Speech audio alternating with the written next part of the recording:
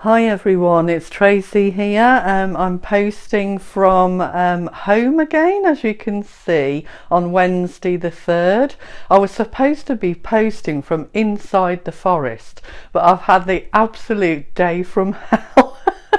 Since earlier on today, I've been in that forest. I've tried absolutely everything to bring this post to you. So please share. You never know what's said here today. Somebody might need to hear it. And after the day I've had, I'd really appreciate it if you share. What happened was I went into the forest and then the sun was shining and then it absolutely tipped down. I got poured on, the birds on me, and my storage became full and then it died, and in the end I had to go and get provisions. I thought I might as well have a picnic. I thought I was going to be there till tomorrow. Oh, it's just been hilarious. But anyway, I'm here now. I'm sitting at home below my beautiful picture of the forest with the green man, with one of the guides that I love to link into, the specific one for universal harmony. If you read up about him, he's all about peace and love, and I absolutely just love that energy.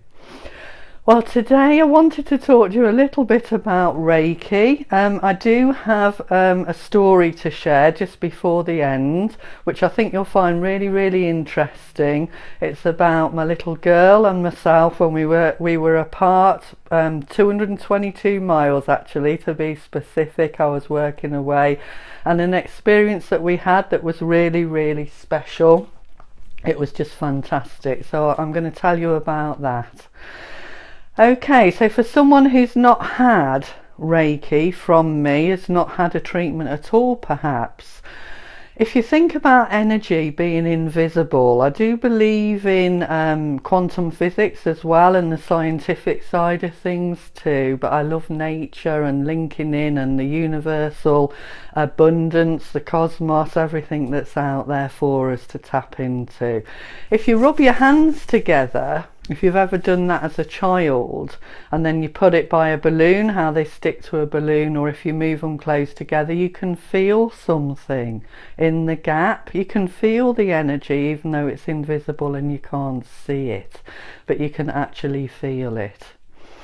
So what I do when I was initiated into Reiki, I was initiated some years ago. I wasn't a Reiki master then as I am now, but when I was initially initiated in, I started to work just on family and friends.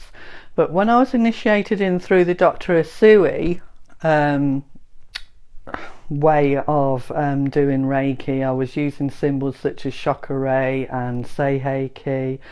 And then when I became a master, I was initiated also into the grace symbol, which I absolutely adore because that energy is just so beautiful in itself, in just that one symbol, because it is about peace and it is about love, and you can really feel it when you're using that.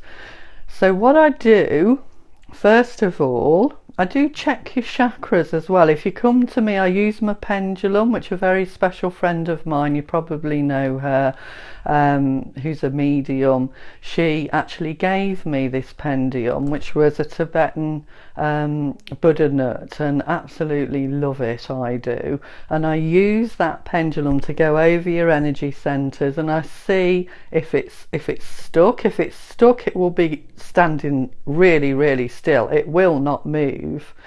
If it's okay, it goes round clockwise. If it's a bit out of sync, then it goes round anti-clockwise.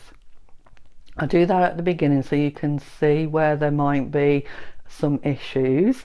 And it's funny how normally people will say to me, oh gosh, you know, this, that or the other, and it's linked into that.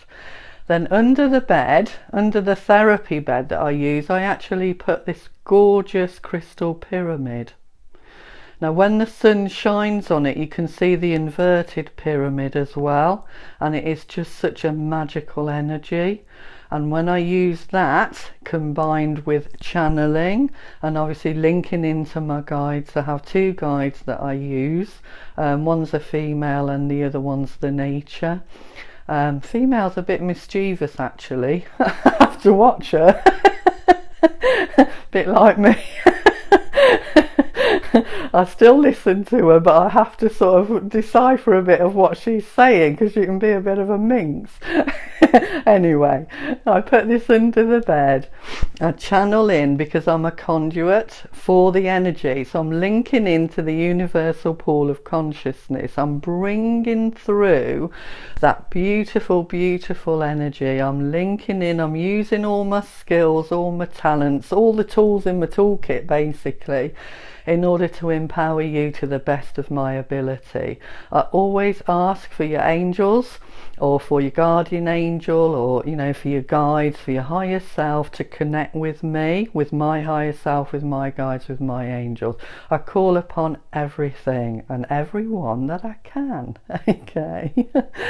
When I'm doing the Reiki, when I'm holding on very, very lightly to your shoulders or the top of your head, people say they can feel this intense heat from my hands. And I know since I've been using this particular crystal, I actually really do perspire now, because I can feel the strength, I can feel the power, I can feel the energy flow that's coming through into me. I really make sure I ground myself as well, and that I bring up that nourishment from the earth too, because I want you to have the nourishment from the earth, from nature, and also the connection to the universal consciousness. They say they can feel this intense heat. Sometimes they can feel a bit of a tingling. Sometimes other people see colours, or some have even had visions of their own. Okay, so it just depends. It just depends on you as an individual and where you are. I finish my Reiki treatments. When I come down to your feet, I gently hold on to the bottoms of your feet as a sign of respect, and also to ground you, to really, really anchor you, because then I will take you through a creative visualization of about 5 to 10 minutes, it depends, because I like to use that flow, because by then you'll be in a much more peaceful and much more relaxed state. You can use this Reiki energy for anything at all, so it doesn't harm you in any way. So you can use it alongside conventional medicine. If you're terminally ill, you can use it. There's no reason not to have it. And by the time, as I say, you get to the end of the Reiki, you're in a much more peaceful place, a much more balanced state of being. So for mental health, emotional anxiety, any issues like that, any physical pain, aches and pains, it can be used for all sorts of things. Okay, so then I will start to use the energy flow, and I visualize moving that energy through your body, up and down, and actually clearing any last bits of debris as I think about it. People sometimes say it feels like running water going through them. And also when I've been spinning your chakras and moving, sometimes they feel that there's like a pulling sensation. So lots of different lovely experiences you can have. As I say, when we're at the end and we're getting to that point where we're at the gentle, we're in the flow, I will imagine anything that's no longer required, that no longer serves your higher good. I imagine that, I visualize it going up, I send it back up to the universe so it can be turned round into positive energy, really, really positive high energy. I ask for that, for it to rain down like rainbow droplets of water, as if in a real light, beautiful, not raining, pouring, just this tiny, gorgeous little drops coming down over the whole world, so that anybody who's poorly, anybody who's unwell, and anything at all, any places, any situations where there may be conflict, if someone's not having a good day, I imagine it all being turned into positive energy, love and peace and happiness and joy, and raining that over everybody. I do want to tell you quickly this little story. This is about when I was working away as a locum. My daughter was 5. We were 222 miles away from one another, because I used to travel on a Tuesday morning early to get to work, and then I would come home on a Friday. I'd come home on a Friday tea time, ready to see them again and have a whole long weekend. I used to stay in digs, B&Bs, hotels, wherever I could find, when I worked away as a locum. Before I used to get the contract, actually, I used to put out to the universe then. I used to say, send me to wherever I'm needed. I'm happy to go. Send me. And I just used to leave it open, and sure enough, contract would be there, and then I would go and work somewhere, explore the area and meet new people, which was always wonderful to meet the people, because they taught me so much as well. So again, the student and the teacher thing, I love win-win situations. That's how I first came up north, because I was sent to the coast, and this is where I was working at the particular time. Explored the area, ended up moving here anyway, because the pull for me to come here was so strong. And I listen to those gut instincts now. I don't ignore them, because it's when I ignore them that it all goes wrong. I've learned the hard way, believe me. Okay, so when I was away this time, she'd looked really quite unwell. Her throat was a bit sore, and I thought, oh, there's something going on with her. So I said to my husband at the time and my older daughter, keep your eye on her, just in case, because she was prone to tonsillitis. And sure enough, she did go down with it and ended up on antibiotics. I was a level 2 practitioner then, not a Reiki master. I was only using Reiki on myself really at the time, and just on a few friends. I wasn't doing it as a business or anything like that, like I do now that I've done the Reiki master and different things. So I went back to my hotel room and I laid down, because I'd phoned home as normal and I knew she was really poorly. She'd got a high temperature, she'd gone to bed, and I felt terrible being so far away as a mum and not able to be with her.